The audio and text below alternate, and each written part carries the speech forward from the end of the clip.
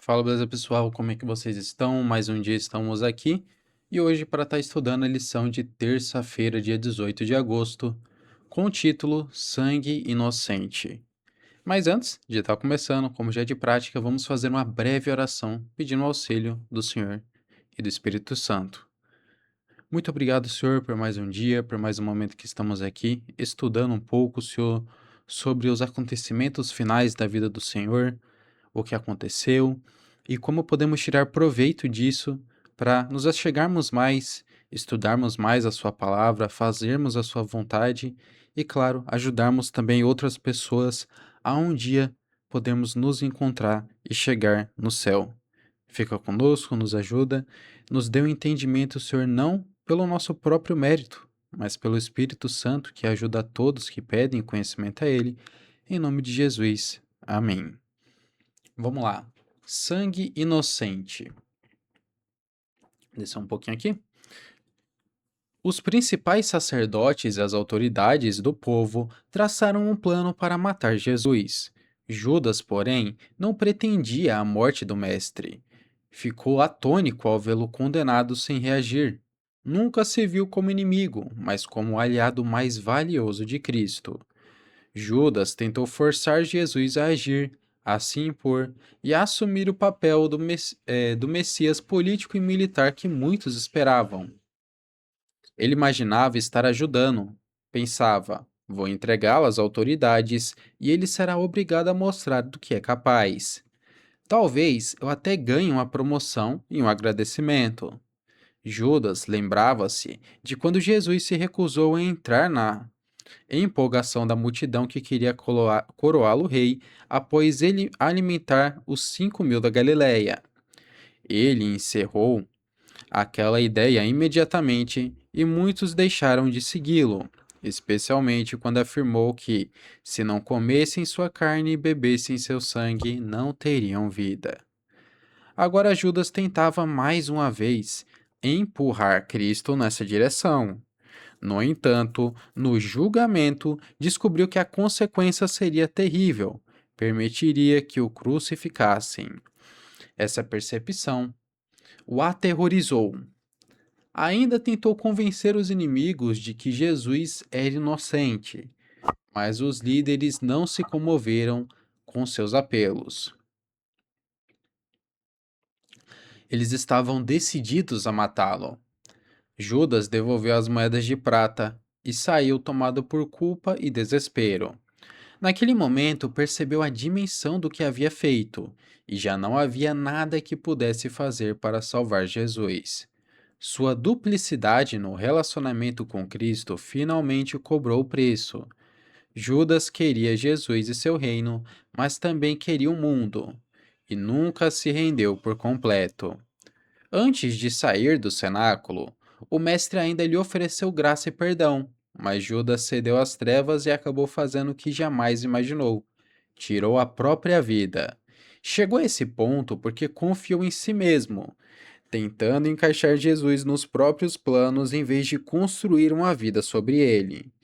Judas se submeteu, de fato, aos ensinos e princípios de Cristo, mas no fim, essa resistência o afastou daquele que é a fonte da vida e o levou à perda eterna. Sangue inocente. Foi o sangue de Cristo, alguém que não merecia. A gente, como tem estudado, e basta ler um pouco a Bíblia, né, para a gente ver que não tinha pecado em Jesus, né? Na lição passada, né? Vimos que assim como os inimigos de Daniel tentaram de todo jeito achar alguma coisa, algum pecado, alguma falha de caráter e não conseguiram, com Jesus foi do mesmo jeito. Eles tentaram, não conseguiram e tiveram que apelar para a mentira. É triste, mas Judas ele não se arrependeu. Pelo contrário, veio algo muito pior que é o remorso. É alguém que não está ali simplesmente porque as coisas saíram como planejado. Está ali exatamente porque não saíram como planejado. Uma pessoa que se arrepende é uma pessoa que, mesmo quando o plano dela dá certo e quando ela vai ter o que ela queria, ela volta atrás. Agora, o remorso não. O remorso é aquela pessoa que, se as coisas tivessem dado certo, ela não teria feito. Ela, na realidade, teria feito a mesma coisa. E Judas foi isso. Judas, ele não gostou da consequência. Consequência do sangue inocente, de ter levado Cristo a, de fato, ali estar perdendo a vida, né? A princípio, ele achou que estava ajudando, né? Lemos aqui. Não, porque eu vou entregar o mestre e isso vai obrigar ele a se defender e aí vai começar de fato o reino dele, um reino onde ele vai ser o rei e ele vai até me agradecer.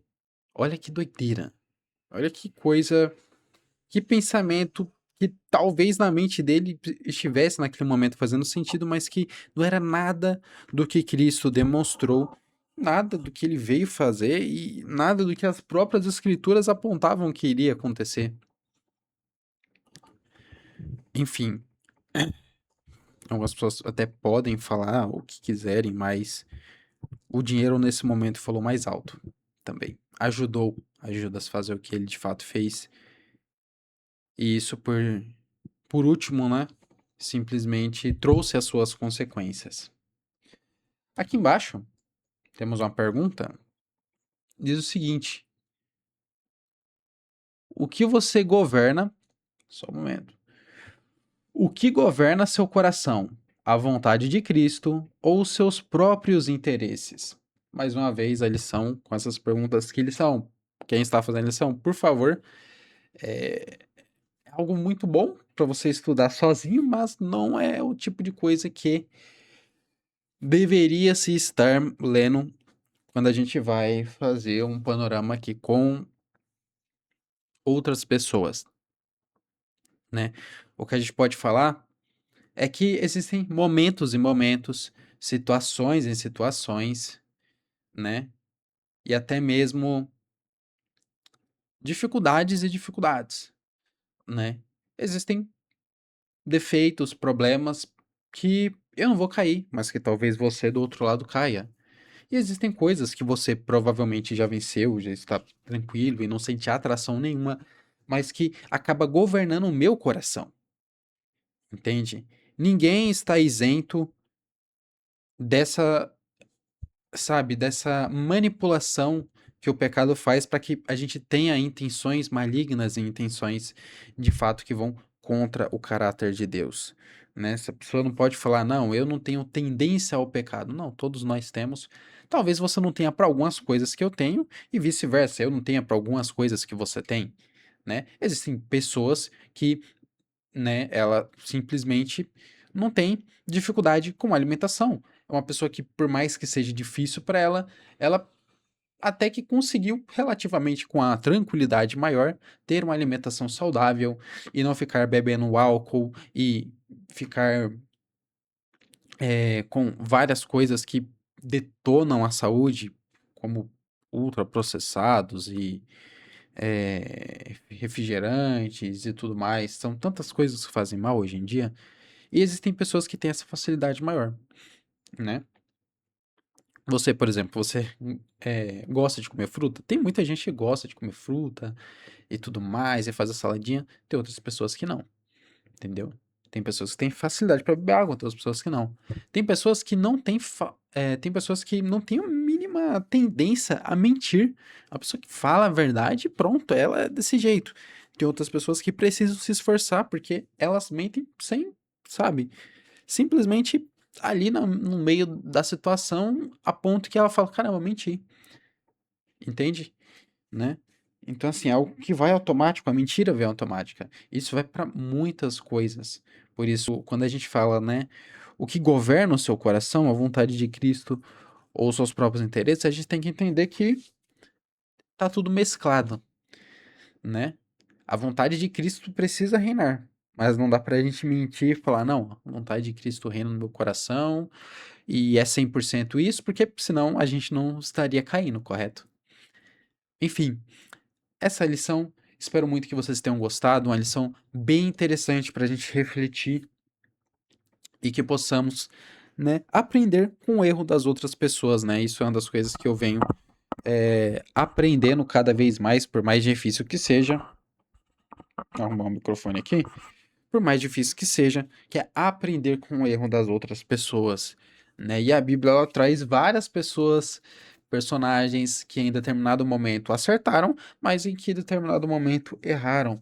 E esse erro é um erro, né, que Judas cometeu foi um muito grande e que se a gente não tomar cuidado, se a gente não prestar atenção, não pedir o auxílio e misericórdia do Senhor, vamos acabar cometendo também. Enfim, me acompanha para mais uma oração para finalizarmos?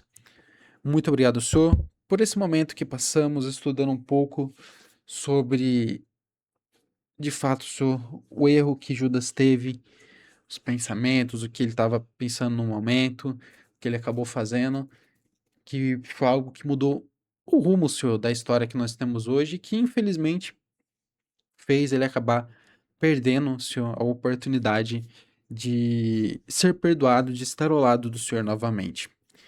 Fica conosco, Senhor, para que nós possamos não cair em tentação, Senhor. Livra-nos do mal, Senhor. Esteja conosco nesse dia, Senhor, maravilhoso que está começando, e nos ajude, Senhor, porque tem sido difícil. Só o Senhor pode nos ajudar. Obrigado pelo Espírito Santo. Derrama mais ele, Senhor, sobre a nossa vida, que possamos ter uma mudança realmente grandiosa e não superficial. Muito, muito obrigado por tudo em nome de Jesus. Amém.